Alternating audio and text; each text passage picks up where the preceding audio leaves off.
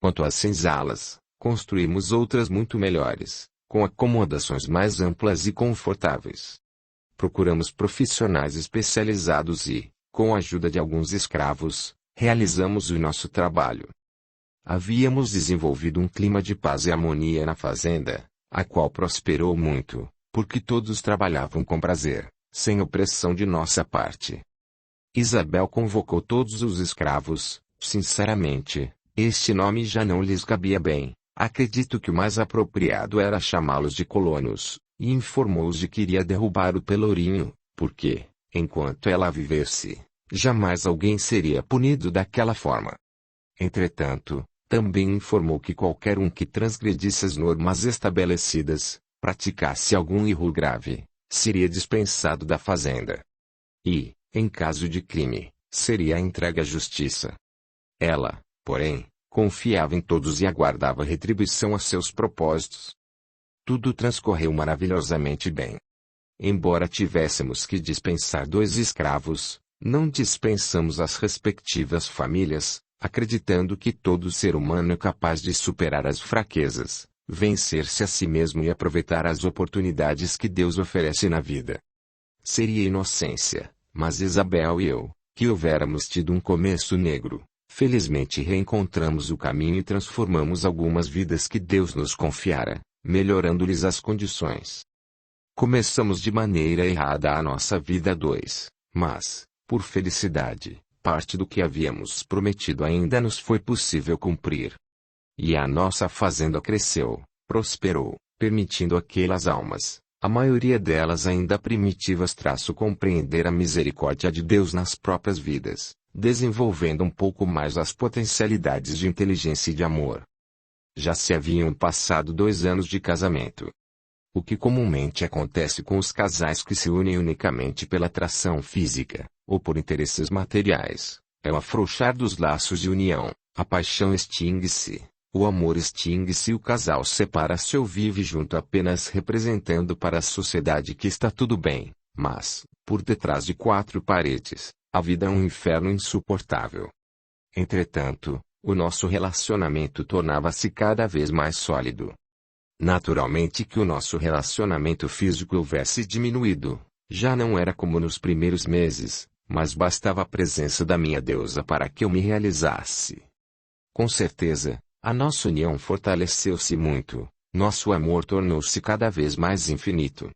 Relacionávamos fisicamente, mas apenas como complemento do nosso amor, porque o aconchego, o querer estar junto um com o outro, propicia a prática do sexo. Minha esposa era uma mulher linda. Ela sabia disto. Às vezes, como fazem todas as mulheres, porque toda mulher é linda para o próprio homem, ela usava a beleza para subornar-me. E sempre o conseguia. Não sei se os homens são fracos, ou, se eu é que era fraco, mas jamais resisti ao charme de Isabel. Ser bela, para o meu grande amor, era uma condição natural. Ela já estava acostumada, embora nunca se tenha pronunciado a respeito. Entretanto, eu notava que ela se sentia bela. Mais tarde, utilizando-se deste sentimento, os inimigos do passado iriam praticar a vingança. Havíamos construído a escola. Eu já estava lecionando, quando, numa segunda-feira, aproximadamente às 11h30 da manhã, o padre Antônio fez-nos uma visita. Minha esposa atendeu-o, informando de que eu estava em sala de aulas. Se fosse algo que ela pudesse resolver sozinha, ele podia falar. Se fosse com o Júlio, poderia ir até a escola, porque, em breves minutos, a aula iria terminar. Então, padre Antônio informou-a de que desejava falar com ambos, mas pedia licença para visitar a escola. Minha esposa conduziu-a a mim. Eu o cumprimentei e pedi que aguardasse um pouquinho mais, porque a aula estava para terminar. O sacerdote esperou pacientemente. A aula terminou e minha esposa antecipou-se. Querido, o padre Antônio veio à fazenda para conversar conosco. Eu respondi. Seja bem-vindo. E como já é hora do almoço, vá felicitar-nos, almoçando com um pobre professor e uma rica fazendeira. Sorrimos e fomos almoçar. Conversaríamos durante o almoço. Começamos a almoçar e Padre Antônio disse-nos: o trabalho que vocês estão realizando nesta fazenda é um trabalho muito bonito e humanitário.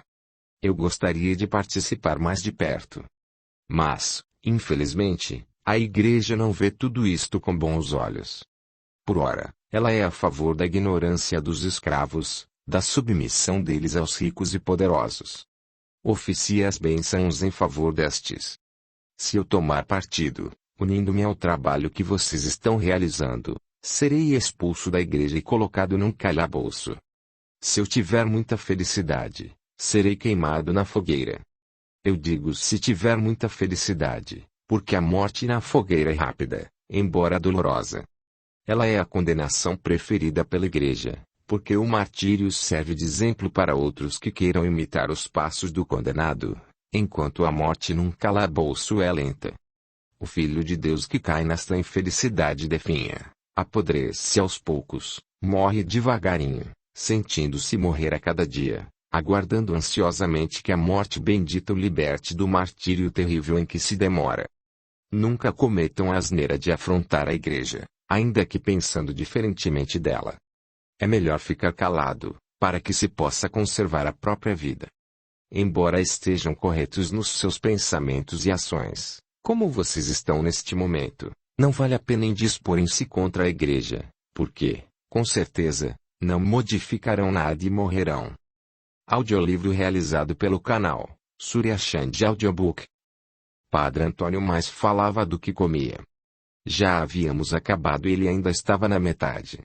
Mas o bom velhinho alimentava-se bem.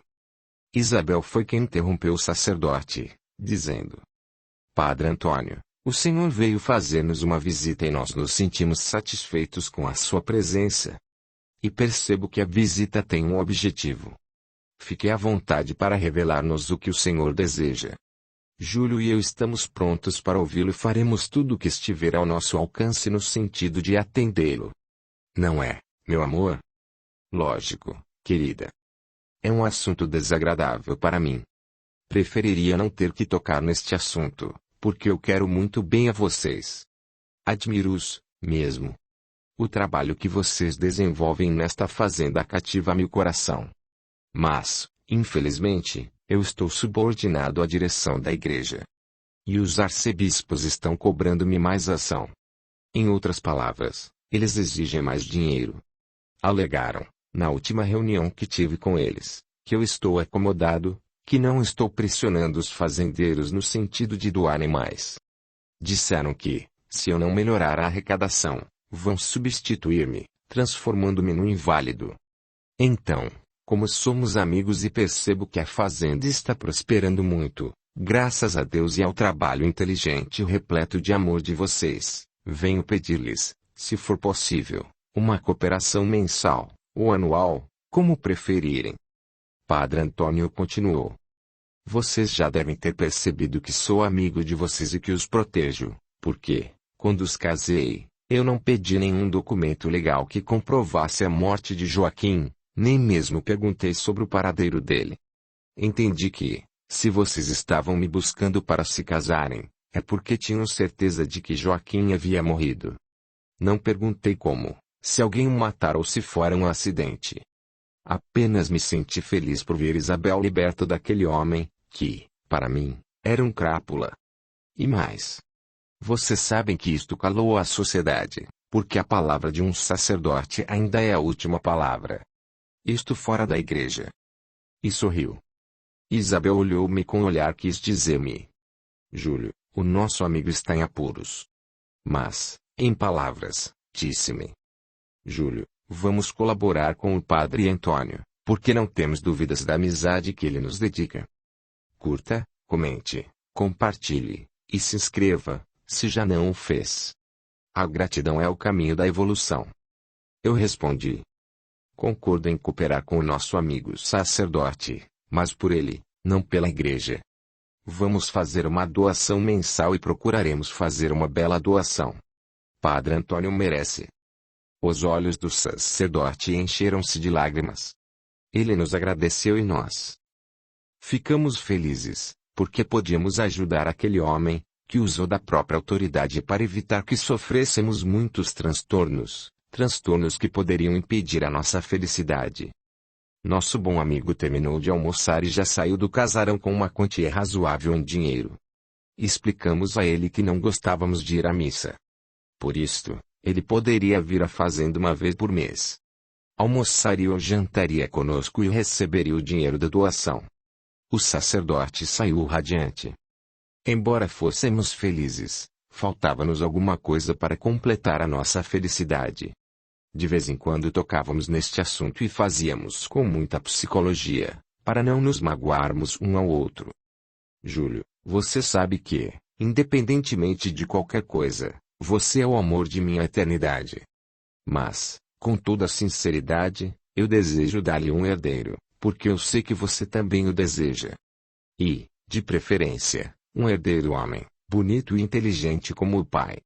Acredito, porém, que haja alguma anomalia em meus órgãos genitais.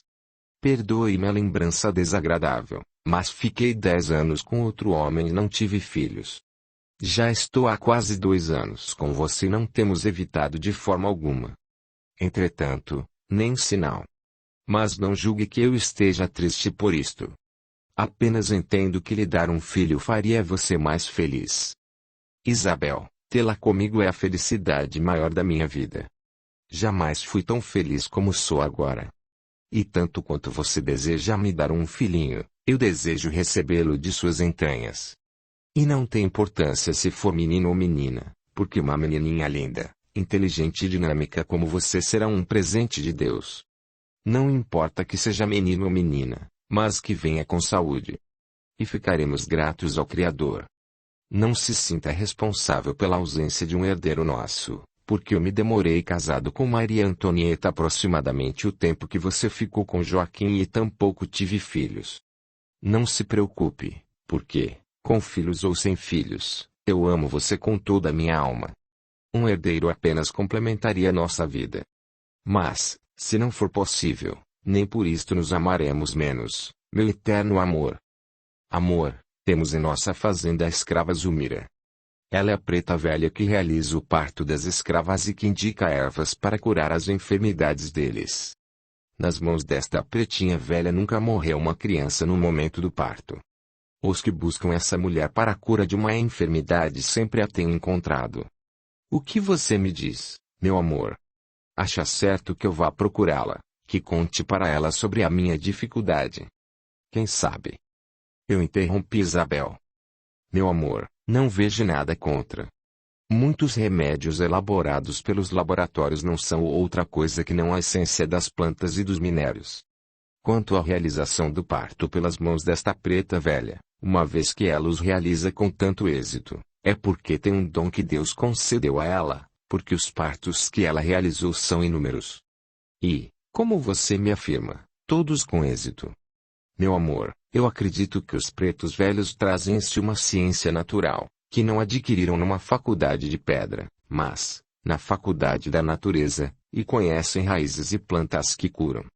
Acredito que desenvolveram os instintos dos animais, porque nós sabemos que, quando um cão está passando mal, seja um desarranjo no estômago ou no intestino, busca ervas e as mastiga. Por exemplo, o capim. Que pena que os homens brancos, principalmente aqueles que trazem um conhecimento mais vasto por haverem estudado em uma faculdade, sejam tão preconceituosos a ponto de ignorar a existência de algo que é um fato. Amor da minha vida, você tem a liberdade de procurar esta mulher, porque o máximo que pode acontecer em contrário é não acontecer nada. Procura, mas não o faça com desespero. Se ela não conseguir ajudar você, é porque não havia de ser. Mas isto não vai mudar em nada a nossa vida. Eu amo você. E abraçamo-nos um ao outro, encerrando o assunto. Isabel ficou felicíssima, porque imaginava que eu iria reprovar a intenção dela. Se eu tomasse outra atitude, seria um ignorante. Poderia ter cultura, haver estudado numa faculdade, mas faltar-me-ia a maturidade, instrumento este que abre a mente humana para a busca de novos conhecimentos. Infelizmente, muitos homens, porque possuem o conhecimento de uma matéria científica, consideram-se como um deus. Que ilusão mais tola! Que preconceito mais inocente! Provavelmente eles não ouviram nunca o pronunciamento de Sócrates. Chamam-me de sábio, porque sei que nada sei. Mas, um dia, eles se aperceberão disto. E eu acredito que, se eu não houvesse concordado com o pedido de Isabel, ela arranjaria um jeito de visitar a preta velha. Ela, porém, queria o meu consentimento. Não queria fazer nada oculto, nada de que eu não soubesse. Naquele mesmo dia, no período da tarde, Isabel fez uma visita inesperada à preta velha, porque longe onde estava esta de imaginar que seria consultada pela proprietária da fazenda, mulher a quem conhecia desde pequenina. Meu amor chegou e Zulmira pediu-lhe que entrasse no humilde casa. Minha querida, sem preâmbulos, foi logo ao assunto. A senhora sabe que a respeito muito e tenho pela senhora uma grande estima. A escrava respondeu. Sim, minha senhora. Então, meu grande amor contou a ela, com detalhes, a dificuldade em que nos demorávamos, porque queríamos um herdeiro, mas não o conseguíamos. A bondosa preta velha afensou a Isabel que faria todo o possível para ajudar-nos na realização do nosso sonho. É óbvio que Zulmira, tanto quanto os outros escravos, se pronunciavam, usando uma linguagem que é uma mistura do idioma africano com a língua portuguesa, como, por exemplo, Senhai-vos Messê. Ela disse que prepararia uma garrafada e a levaria ainda naquela tarde. Recomendou um banho de assento, de flor de beijo branco e de camomila, e disse que deveríamos relacionar-nos apenas 3 vezes por semana. E que devíamos aguardar pela vontade de Deus. Naquela mesma tarde Zulmira trouxe, pessoalmente, o preparado de ervas e minha esposa procurou os ingredientes para o banho de assento. Ao jantar contou-me tudo que a bondosa preta velha lhe dissera, inclusive que devíamos praticar o sexo, apenas 3 vezes por semana.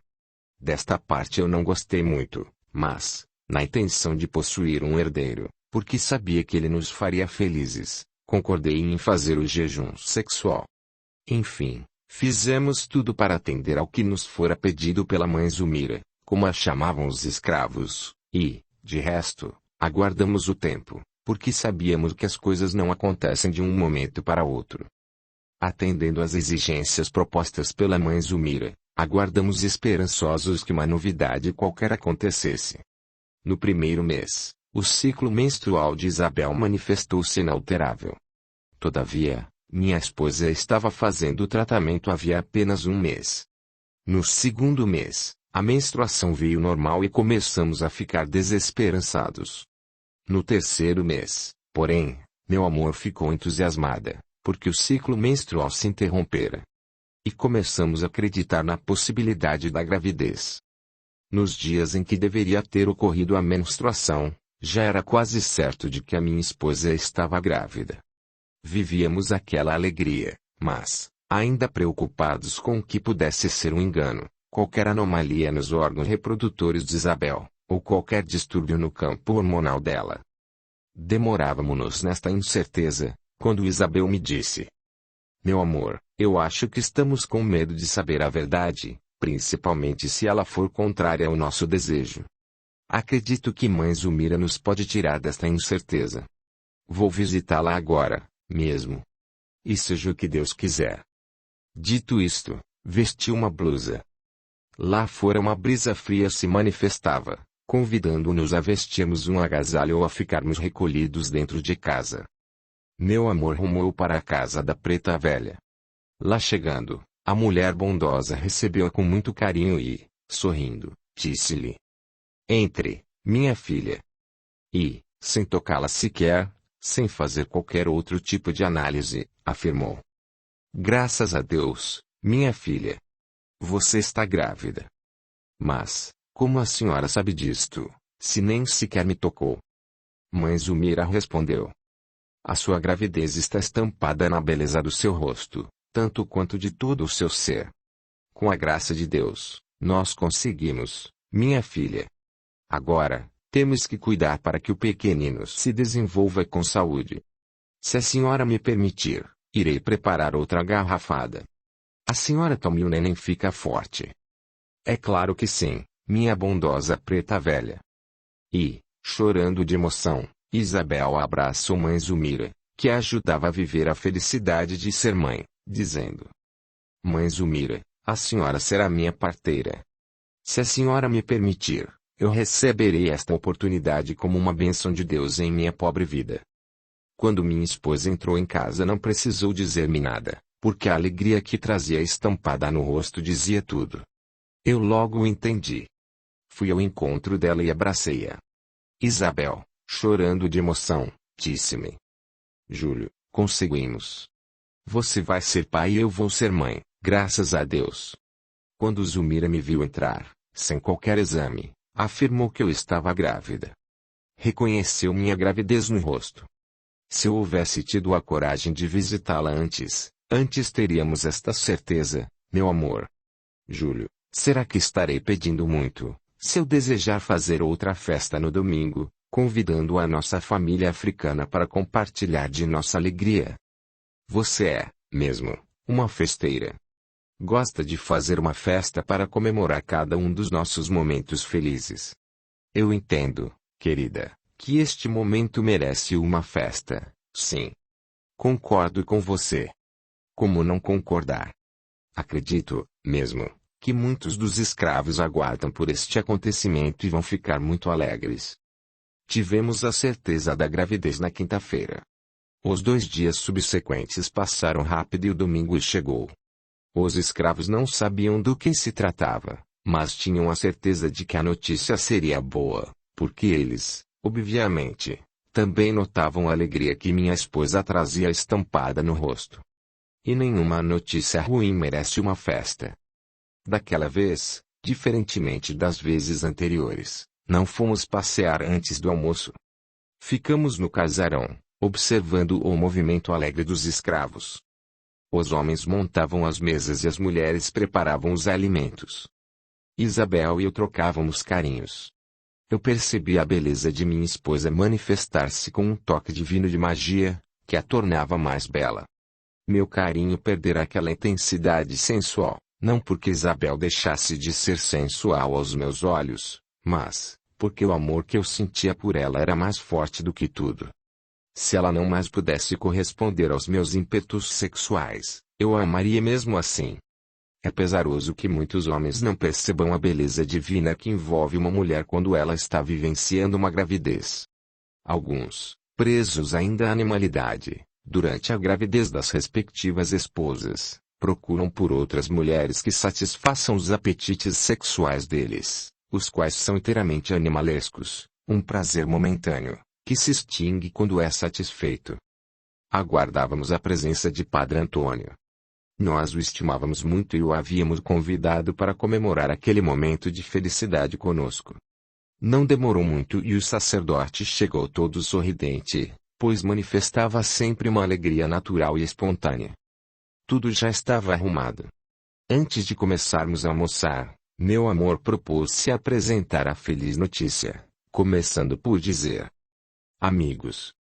Sim, amigos, porque somos amigos. Ao ouvirem estas palavras, pronunciadas pela boca de minha amada, todos abanaram a cabeça num gesto de confirmação e se postaram genuflexos num ato de admiração e respeito. Hoje estamos festejando um momento muito importante, muito feliz, mesmo, para Júlio e para mim, porque, graças a Deus e com a ajuda prestimosa de mãe Zulmira, vamos ter um herdeiro.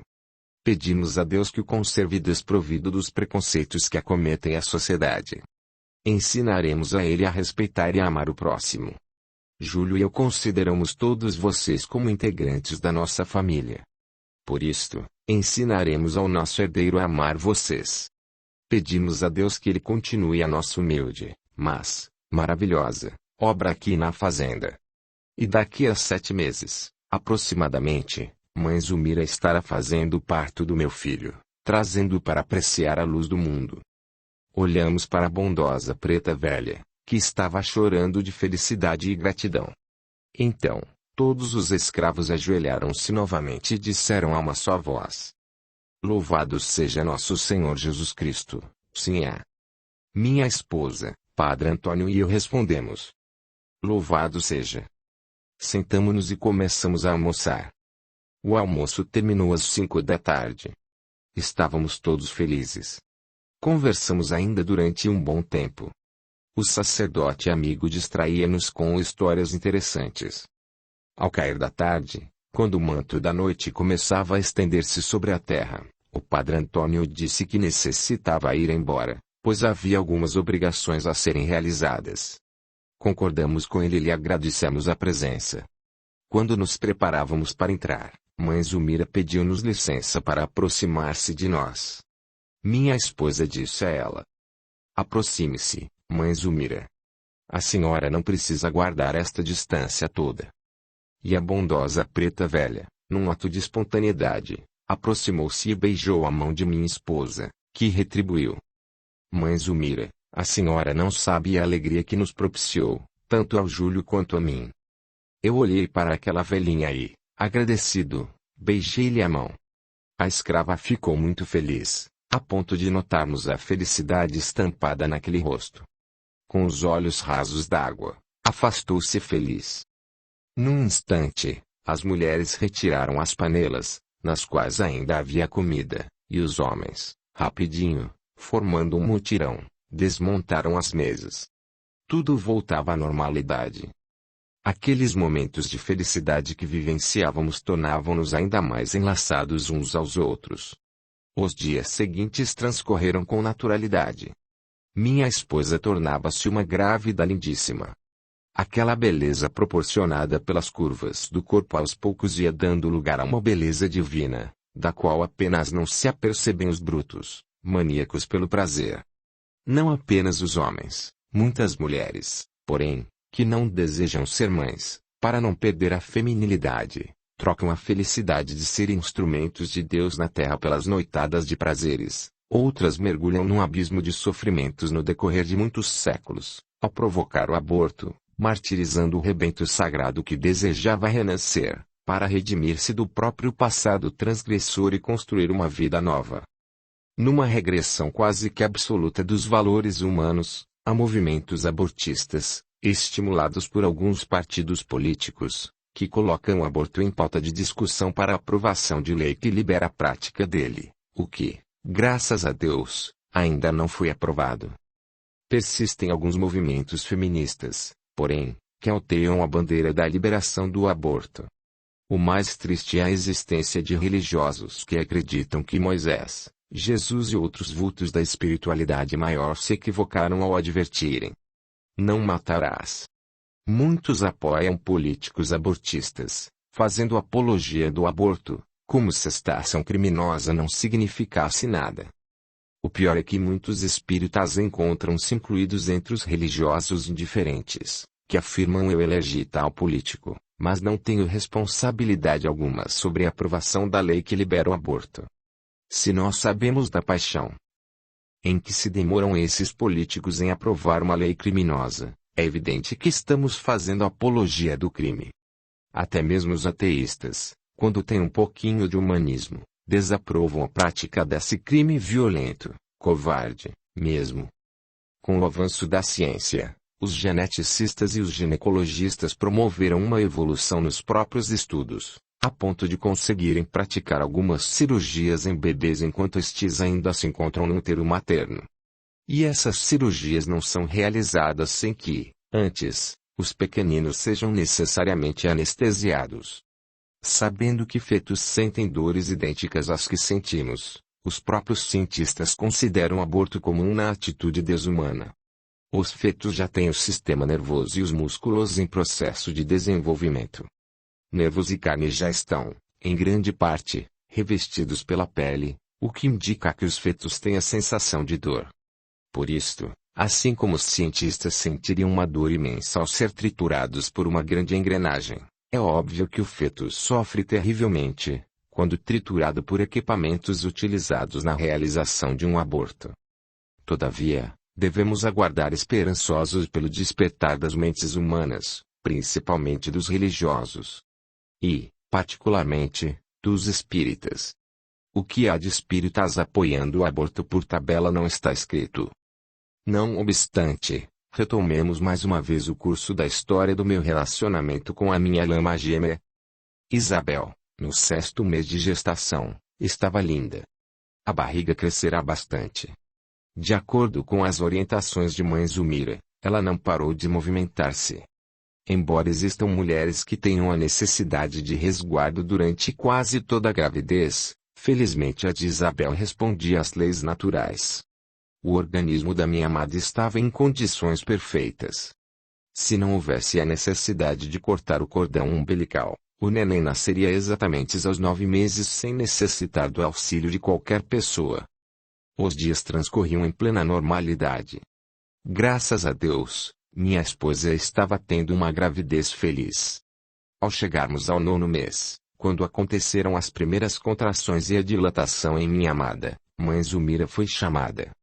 Aproximadamente 1 hora depois, a preta velha apresentou-me o rebento retirado das entranhas do meu grande amor. Era um menino, para o qual já havíamos escolhido o nome Estevão. Entrando no quarto, abracei minha amada e disse-lhe: Deus nos abençoou, meu anjo.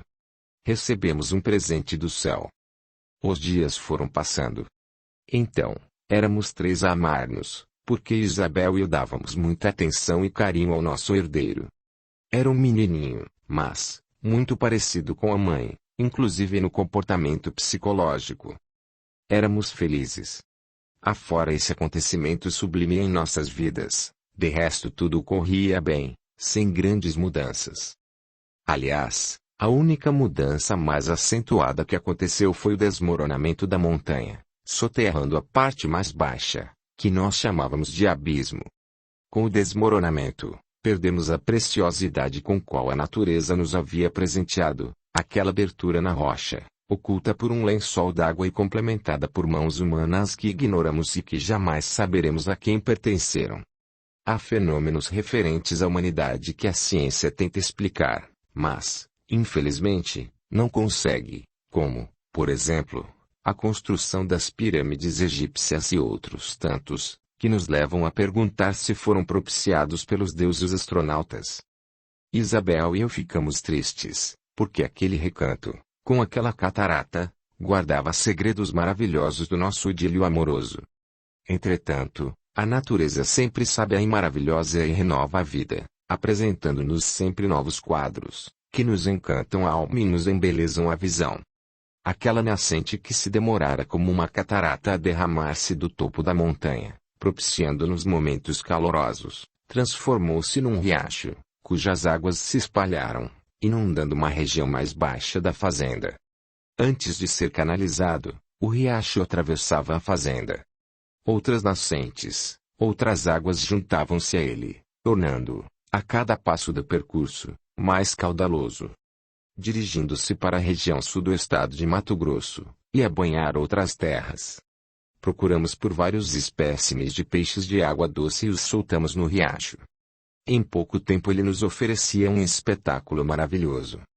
Cardumes nadavam naquelas águas serenas, ladeadas por árvores frondosas, o que nos propiciava horas de encantamento e felicidade, principalmente porque estávamos juntos um do outro. Não sabemos quem construir aqueles monumentos maravilhosos. Mas de uma coisa não temos certeza.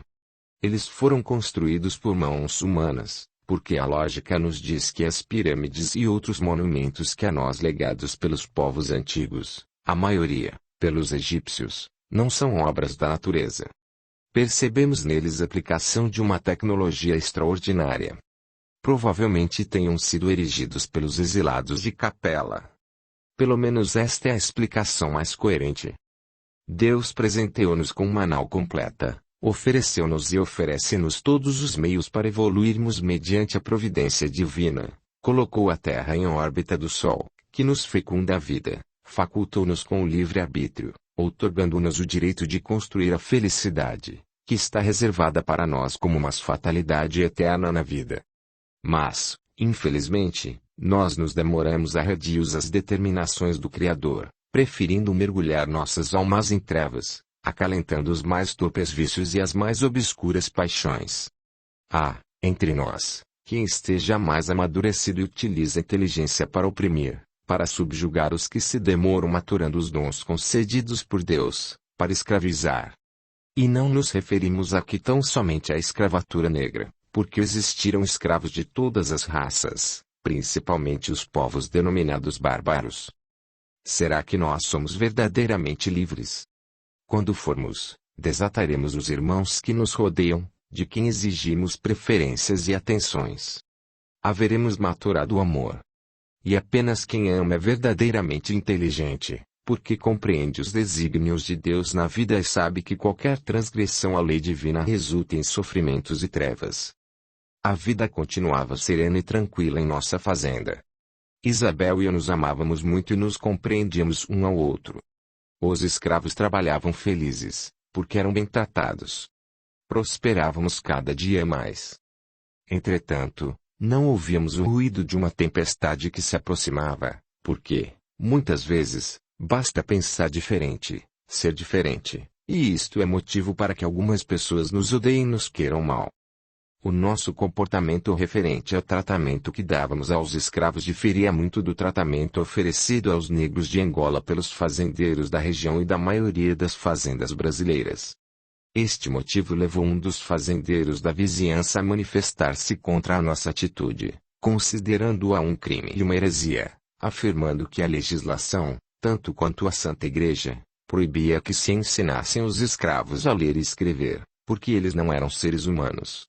E se deu ao luxo de enviar uma missiva ao Padre Antônio, intimando-o que nos fizesse parar, porque estávamos afrontando a soberania da Igreja, a qual não aceitava os escravos como humanos, tanto que lhes proibiu acesso à missa. Se ele não tomasse uma atitude, seria organizada uma invasão à nossa fazenda. Certa tarde, Padre Antônio veio à fazenda. Ainda não era o dia de buscar o dinheiro da nossa doação. Apresentou-se, dizendo: Meus filhos, senti vontade de jantar com vocês hoje e tomei a liberdade. Aqui estou. Respondi-lhe: Seja bem-vindo, padre. A sua presença é sempre um prazer para nós. Sente-se. Sentamo-nos e, enquanto a cozinheira Ana preparava o jantar, ainda era um pouco cedo, eu tomei a iniciativa, dizendo: E então, padre, o senhor nos traz notícias boas ou ruins? Ele, com franqueza, me disse: Júlio, boa e ruim. A boa é que os bispos concordaram com a minha permanência nesta paróquia. Vamos continuar juntos e farei de tudo para ajudar vocês. A ruim é que o Belmiro, um dos fazendeiros da região, homem rude, grosseiro e violento, acostumado a espancar os escravos, soube que, aqui, vocês ensinam os filhos dos escravos a lerem e a escreverem. Ele está cobrando uma atitude da minha parte. Pede-me que os proíba, alegando que vocês estão afrontando a igreja. Afirmou que, se eu não tomar providências, ele irá invadir as suas terras. Entretanto, respondi a ele que não estou no direito de apresentar nenhuma proibição referente ao assunto, porque a igreja não apresenta nada por escrito que me outorgue esse direito. E adverti a ele que, quanto à invasão, a legislação desaprova tal atitude. Enviei esta nota a ele e aos demais fazendeiros da redondeza. Isabel interveio. Júlio, meu amor, considerando estas informações apresentadas pelo Padre Antônio, devemos nos prevenir. Se o fazendeiro Belmiro quiser a nossa terra e nossos trabalhadores, ele vai ter que passar por cima dos nossos cadáveres, porque não vamos deixar de tratar o nosso povo como estamos tratando. Não vamos parar de ensinar as crianças a lerem e a escreverem. Se for necessário, morreremos todos, lutando. Primeiramente, vou ensinar você a atirar. Depois, escolhemos uns 10 homens e os ensinaremos também. Vamos perguntar a eles sobre quais armas preferem usar para se defenderem e vamos armá-los. Se o fazendeiro Belmiro quiser vir, ele que venha, porque eu entendo que é covardia entregar nossa fazenda e os trabalhadores dela para serem maltratados por um indivíduo perverso. Jantamos. Padre Antônio regressou para a respectiva residência. Isabel e eu ficamos confabulando. Júlio, será que não temos sequer o direito de tratar bem os nossos trabalhadores? Temos que, forçosamente, agir com a mesma maldade que os outros utilizam. Responda-me, amor. O que é que estes homens, mulheres e crianças fazem de mal? Eles trabalham com amor para o crescimento da nossa fazenda.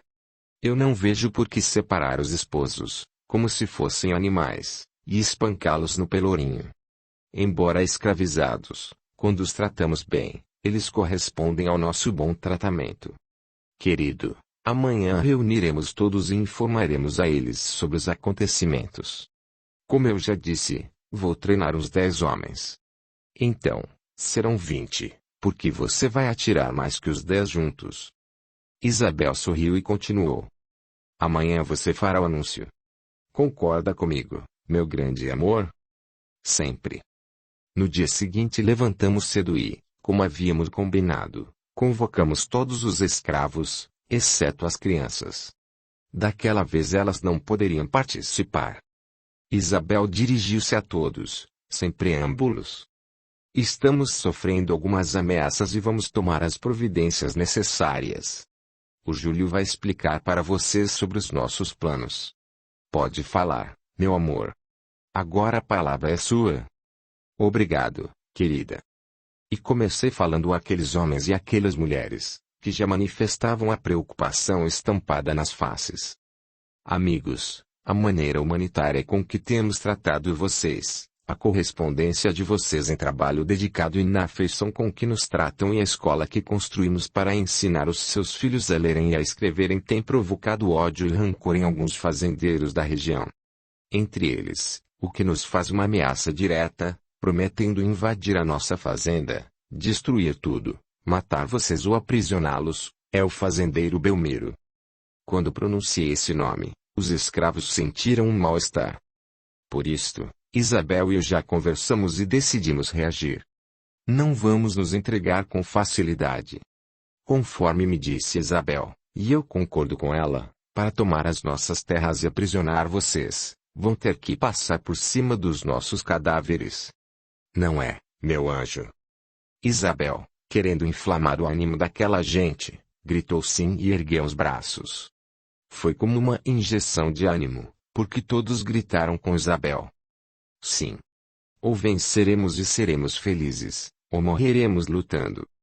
Um por todos e todos por um, relembrou um deles as minhas palavras no almoço festivo do meu casamento com Isabel.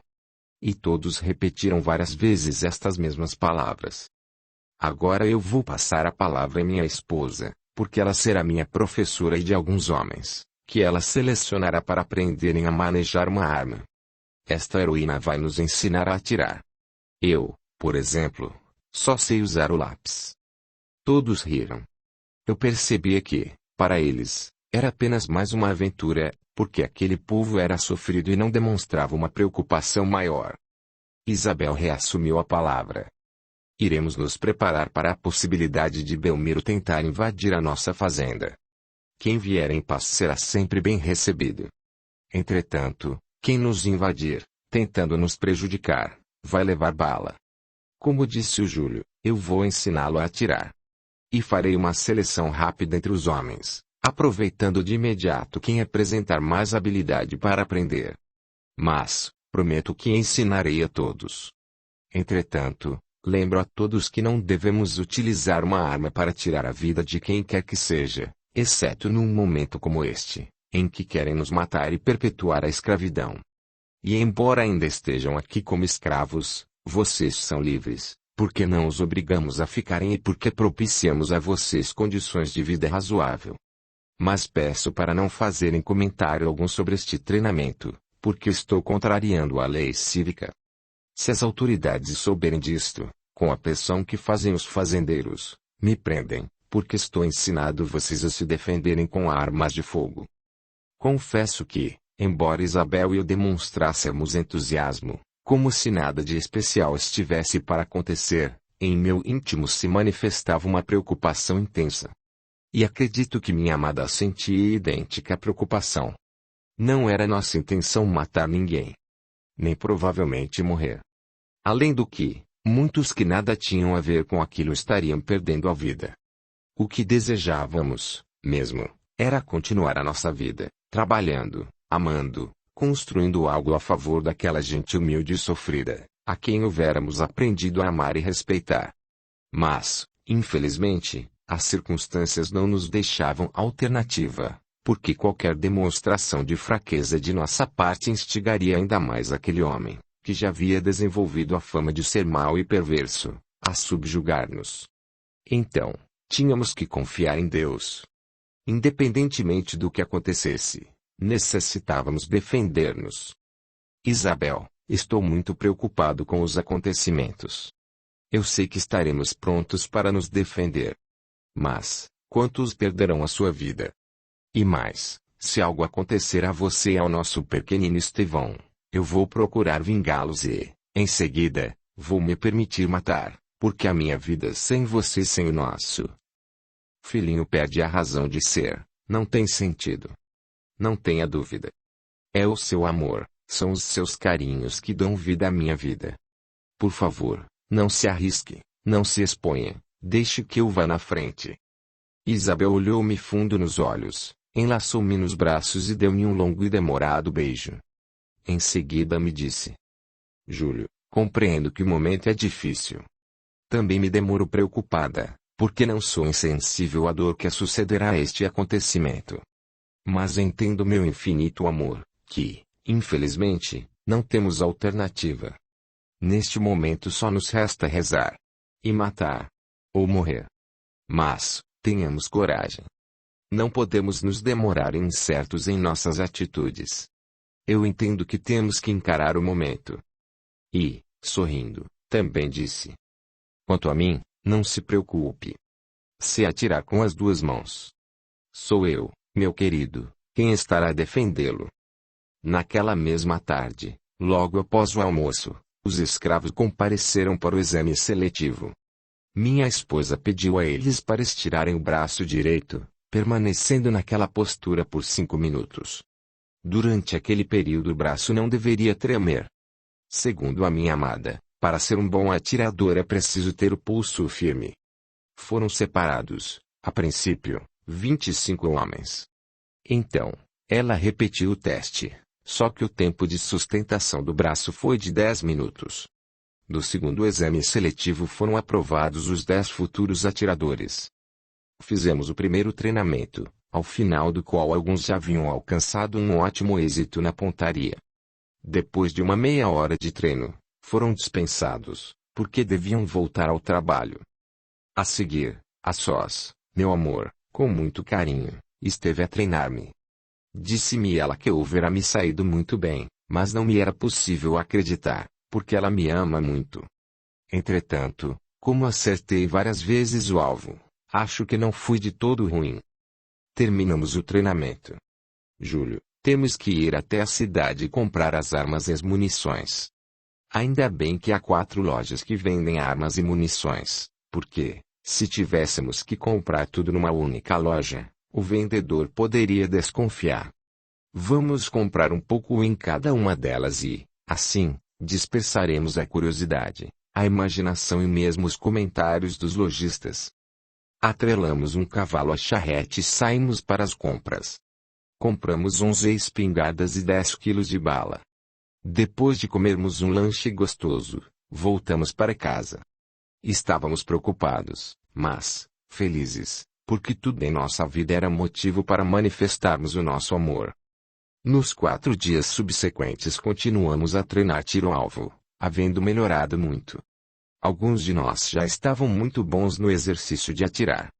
Também havíamos montado vários postos de vigilância, porque não sabíamos quando e por onde os invasores invadiriam os nossos domínios. Então, todo cuidado era pouco. Enquanto, porém, nos preparávamos para receber os inimigos à bala, sequer fazíamos uma prece, rogando ao plano da luz que nos amparasse, porque não afinávamos com a religião. Por este motivo não tínhamos o hábito de buscar a proteção de Deus, por intermédio dos assessores divinos. Chegávamos a acreditar na intervenção divina, mas entendíamos que ela acontecia sem que nós a pedíssemos, que ela ocorria apenas por determinação de Deus. E era o que estava acontecendo, porque, embora houvéssemos nos desviado dos propósitos da espiritualidade ao casar-nos, praticando atos não condizentes com a lei divina, com os desígnios do Criador, colocamos em prática parte do nosso projeto e estávamos indo muito bem. Então, a espiritualidade superior, os que nos avalizaram a reencarnação, começaram a intervir a nosso favor. Isabel não desejaria que o embate acontecesse. Mas, já que tem que acontecer, porque os que agem com maldade se intrometem em nossa vida, então eu desejo que ele aconteça logo, pois daríamos um desfecho a esta incerteza. Não acha, meu amor? Júlio, aguardemos serenos, porque a serenidade e a tranquilidade nos oferecerão os benefícios da vantagem. Nossos inimigos virão desesperados, odiando, não terão a bênção do raciocínio. Nós devemos estar tranquilos, para planejarmos melhor a nossa defesa. Não se aflija, apenas aguarde, sem ansiedade. Enquanto confabulávamos sobre os preparativos para enfrentar aquele desafio, os mentores divinos buscavam o Padre Antônio, na intenção de utilizarem-se daquele homem bondoso para eliminar o perigo, que era um perigo para a nossa existência material, porque poderíamos perder a vida, e um perigo para nossa alma eterna, porque, embora estivéssemos agindo em defesa própria, o que amainaria nossa responsabilidade de culpa, estaríamos retardando a nossa evolução espiritual, porque assimilaríamos vibrações negativas, as quais teríamos que diluir nas condições densas do meio ambiente em que permanecem e onde vivemos nós, os encarnados e desencarnados na Terra. Equivocadamente, alguns irmãos da catolicidade acreditam que a extrema-unção oferecida pelo sacerdote ao moribundo, na hora da morte, livrará este dos respectivos pecados, ou seja, das respectivas vibrações infelizes. Entretanto, ninguém nos pode livrar das vibrações negativas que nós mesmos desenvolvemos. Nós temos o livre-arbítrio, somos os construtores do nosso destino, voluntariamente adulteramos nossa vibração, tanto quanto a que nos rodeia. Então, compete a nós devolver a condição natural à nossa vibração, tanto quanto aquela que se manifesta na natureza, na vida, da qual fazemos parte. A desarmonizarão acarreta-nos muitas instabilidades e desajustes. A nós compete devolver a condição natural à vida em âmbito geral e à nossa própria vida. Enquanto isto, nosso amigo Padre Antônio, recordando-se de acontecimentos que poderia evocar para impedir a tentativa de invasão, saiu em direção à fazenda de Belmiro. Não nos é necessário dizer que o bondoso velhinho estava arriscando a própria vida, porque aquele fazendeiro era perverso e não hesitava em tirar a vida a quem quer que fosse, uma vez fosse contrariado nas intenções criminosas e torpes. A amizade e o amor quase filial por Isabel, porém, que era quase uma filha para o Padre Antônio, estimularam nele a coragem necessária para arriscar-se naquela empreitada. Além disto, o sacerdote estava envolto e inspirado por espíritos divinos, que pretendiam auxiliar-nos a salvar o nosso projeto. Padre Antônio estava sendo um instrumento da luz, do bem e do amor. Sem dúvida alguma era auxiliado, o que não quer dizer que não estava exposto ao perigo, porque sabemos, através da história, que muitos vultos de luz perderam os corpos de matéria, enquanto o desejo maior deles era o de transmitir amor e luz à humanidade. O nosso amigo não era um avatar divino, mas era uma alma boa, um homem dedicado ao bem. Ele chegou à fazenda ao anoitecer. Foi recebido por Belmiro de maneira pouco amistosa, porque Padre Antônio já se havia oposto a qualquer intromissão nos assuntos da nossa fazenda. Tampouco o sacerdote fez questão de ser simpático. E foi logo dizendo: Belmiro, tenho uma proposta para lhe fazer, a qual eu acho que vai interessá-lo. O fazendeiro respondeu: se for do meu interesse, eu aceito. Mas, aviso de antemão, que a sua vida estará em perigo, se for algo que possa prejudicar-me. O sacerdote respondeu: já vivi bastante, realizei muitas coisas boas. Então, a morte não me causa medo. Com certeza, Deus me reserva um lugar melhor na vida espiritual. Mas, logicamente, não desejo perder a minha vida de matéria sem uma razão que justifique eu morrer. E apenas morrerei pelo bem ao semelhante, sabendo que você pode me tirar a vida, porque a minha vida não é a primeira. Eu tomei as precauções necessárias. Escrevi uma missiva, falando sobre a minha empreitada e os motivos dela, e entreguei ao bispo, sendo que uma cópia está nas mãos de uma pessoa que presenciou o acontecimento daquela noite triste de domingo, quando você praticou um estupro e, Em seguida, matou a sangue frio a adolescente Yara, jovem bonita e atraente, que tivera a infelicidade de ser escrava na fazenda de um malfeitor como você. O fazendeiro gritou. Não me provoque, porque eu mato aqui, mesmo. Padre Antônio respondeu. Será que você tem esta coragem? Acho que não, porque as consequências serão graves. Se tiver coragem, mate-me. O fazendeiro bufou e abaixou a voz. Então, o sacerdote disse a ele. Vamos definir nossa atitude perante a vida. Padre, o senhor só teve conhecimento de eu haver matado a escrava Yara por intermédio da pessoa que presenciou o fato. Não. Fiquei sabendo antes, mediante o seu ex-capataz, o Alcibiades. Foi ele que me contou em confissão, antes de morrer. Você se lembra de que ele me mandou chamar, dizendo-me que queria confessar os pecados dele? Principalmente este, em que ele envolveu a cabeça da jovem num saco e a arrastou para longe, entregando-a a você. E, então, você tirou o saco da cabeça de Yara e abusou da jovem. Ela pediu-lhe piedade, mas você não deu a mínima atenção. Quando você satisfez a sua voracidade de fera irracional e inconsequente, apontou o revólver para a cabeça dela, que, mais uma vez, lhe pediu misericórdia, afirmando que não contaria a ninguém. Você, simplesmente, riu. E lhe deu um tiro certeiro na cabeça, matando-a. Mas o confesso detalhou os acontecimentos para mim, os quais eu registrei em minha missiva para o bispo. E a pessoa que presenciou aquela cena brutal e miserável, confirmando cada detalhe, foi o falecido Alcibiades. Belamino, o inferno espera. Entretanto, você pode ir para lá um pouco mais cedo. Basta que o bispo e eu apresentemos estas revelações. E entendo que você sofrerá uma perseguição implacável por parte da igreja. Para não me esquecer, o confesso também afirmou que você ainda levou para a sua casa, para habitar ao lado de sua esposa, a bela escrava Bartira, tornando-a sua amante, com desrespeito àquela que deveria ser a sua companheira, mas que não passa de um objeto em suas mãos. Sacerdote, o senhor sabe demais. E fique sabendo que isto é muito perigoso. Sem se intimidar, Padre Antônio disse. Belmiro, é perigoso para quem? Para mim ou para você? A este desafio, Belmiro calou-se. Então, o sacerdote relembrou a possibilidade de fazer um acordo e o fazendeiro, depois de pensar por alguns momentos, perguntou sobre o acordo que Padre Antônio desejava fazer. Você se esquece da sua intenção de invadir a fazenda de Júlio e Isabel e eu lhe prometo que tudo o que sei ao seu respeito fica comigo. O bispo tampouco abrirá a boca. Exceto se eu pedir uma atitude da parte dele. A pessoa que conhece os seus segredos malditos é fiel a mim e só fará revelação se algo me acontecer.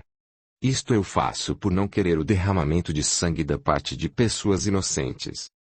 Audiolivro realizado pelo canal Surya Chand Audiobook. Eles estão com medo de mim? Perguntou o fazendeiro. Não.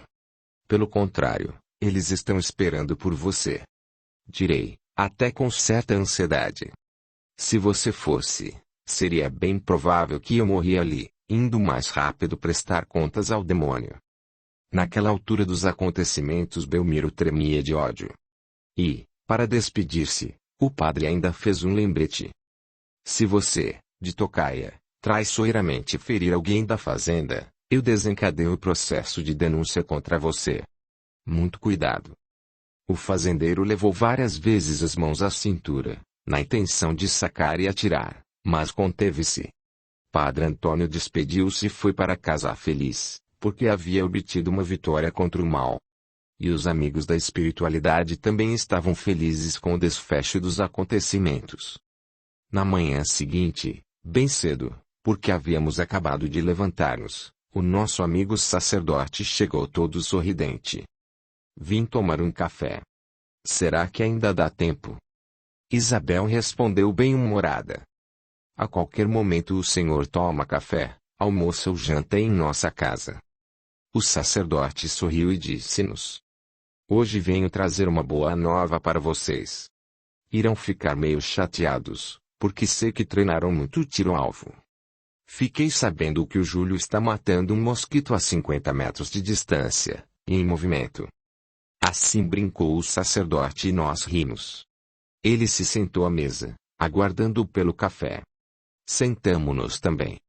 Isabel, não suportando a curiosidade, porque nenhuma mulher não resiste, quis saber logo sobre o que ele guardava como segredo e perguntou. Mas, por favor, conte-nos a boa nova. O que o faz feliz? Porque sinto que o Senhor está feliz. E queremos participar dessa felicidade. Somos seus amigos. Se assim, então eu vou contar. Padre Antônio apercebeu-se da curiosidade aguçada em que o meu amor se demorava e disse. Mas você quer que eu conte antes de tomar o meu café? Não é necessário ter tanta pressa. Nós esperamos, não é, Júlio? Eu sorri e respondi. Sim. Não temos pressa. Mas o sacerdote quis aliviar a minha querida da curiosidade angustiante em que se envolvera e começou a narrar para nós os acontecimentos. Inspirado pelo poder divino, pelos anjos benditos do Senhor, ontem, enquanto me demorava a pensar nos acontecimentos futuros, no derramamento de sangue da parte de pessoas inocentes, preocupado com o futuro de vocês, porque são como meus filhos e aprendi a amá-los. E os amo muito. Isto, dito pelo sacerdote, sensibilizou-nos o mais profundo da alma. Eu me recordei que possuía em mãos um trunfo muito grande, porque eu sei de alguns crimes violentos e brutalizados realizados pelo Belmiro. Tomei coragem, escrevi uma carta e enderecei ao amigo Bispo Pierre. E saí a caminho da fazenda de Belmiro. Cheguei à noitinha e ele, logicamente, recebeu-me de mau grado, porque o contrariei na intenção de invadir a fazenda de vocês. Ele fez algumas ameaças de morte, mas eu respondi que já aguardava aquela atitude da parte dele. Contei a ele sobre a missiva que enviei ao bispo e informei-o, ainda, que uma pessoa que presenciou um ato criminoso da parte dele também guardava consigo uma cópia da mesma missiva. Se ele quisesse matar-me, não haveria problema para mim, porque já havia vivido a minha vida, e só para o bem. Entretanto, se algo me acontecesse, todos saberiam que foi ele que me matou. Depois de muita conversa, algumas vezes aos gritos do Belmiro, concordamos em que ele não tentaria invadir a fazenda de vocês e, em contrapartida, eu não levaria o caso dele adiante. Belmiro perguntou-me ainda se vocês estavam com medo e eu respondi que não, que estavam até aguardando por ele com ansiedade. Se ele fizesse alguma tentativa, provavelmente iria mais cedo para o inferno. Estávamos felizes, tanto Isabel quanto eu, porque aquela briga não estava em nosso programa. Tínhamos um filhinho para criar, um propósito de trabalho a desenvolver. E o nosso projeto era um sonho lindo em nossas vidas. Perguntei para Isabel. Meu amor, você está feliz? Ela olhou para mim. Trazia os olhos cheios de lágrimas. E respondeu. Tanto quanto você, meu querido, porque não corremos o risco de morrer e tampouco teremos a necessidade de matar alguém. Muitos inocentes poderiam morrer. Obrigado, meu Deus. Levantamo-nos no impulso. Foi como se houvéssemos combinado aquele ato. Pegamos o sacerdote, um em cada braço dele, erguemos Padre Antônio, abraçamos com imenso amor aquele herói do bem e derramamos lágrimas de gratidão pelo homem corajoso que arriscara destemidamente a própria vida para salvar outras vidas. Sentíamos, então, um alívio. Foi como um pesadelo que se desvanece e se transforma num sonho divino de amor e vida. Eu disse. Padre, Deus o abençoe. É só o que posso dizer, porque, de resto, o Senhor sabe, mora em meu coração. O sacerdote sorriu e disse. Júlio, morar em seu coração é bom demais, porque você é uma alma nobre.